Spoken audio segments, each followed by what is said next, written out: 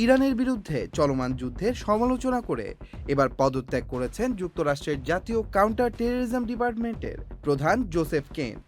হঠাৎ করা এই পদত্যাগে তিনি তার এক্স হ্যান্ডেলে দেশটির প্রেসিডেন্ট ডোনাল্ড ট্রাম্পকে উদ্দেশ্য করে লিখেছেন, আমি ইরানের বিরুদ্ধে যুক্তরাষ্ট্রের এই যুদ্ধকে নৈতিকভাবে সমর্থন দিতে পারছি না। এক্সে করা সেই পোস্টের সংযুক্ত পদত্যাগপত্রে তিনি সরাসরি উল্লেখ করেন, ইরান যুক্তরাষ্ট্রের জন্য তাৎক্ষণিক কোনো হুমকি ছিল না। তিনি আরও বলেন, ইসরায়েল ও যুক্তরাষ্ট্রের প্রভাবশালী লবির চাপেই এই যুদ্ধ শুরু হয়েছে। পদত্যাগপত্রে তিনি শঙ্কা প্রকাশ করে বলেছেন, এই সংঘাত যুক্তরাষ্ট্রকে দীর্ঘমেয়াদী ও ব্যয়বহুল যুদ্ধে জড়িয়ে ফেলতে পারে। ওয়ালটন বিএলডিসি ফ্যান, খরচ বাঁচে 65% পর্যন্ত। ওয়ালটন বিএলডিসি ফ্যান ছড়ায় স্বস্তির সবুজ হাওয়া।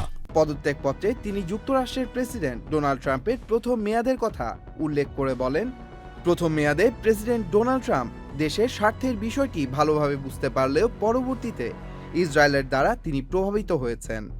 চিঠিতে কেন বলেন, অতীতে মধ্যপ্রাচ্যের যুদ্ধগুলো যুক্তরাষ্ট্রের বিপুল প্রাণহানি ও অর্থনৈতিক ক্ষতির কারণ হয়েছে। তিনি বলেন, একই ভুল আর বারবার করা উচিত নয়।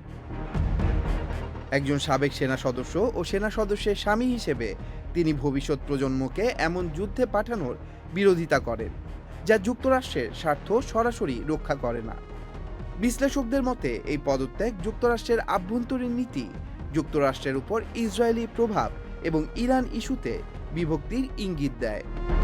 এ বিষয়ে হোয়াইট হাউস এখনও আনুষ্ঠানিক কোনো প্রতিক্রিয়া জানায়নি।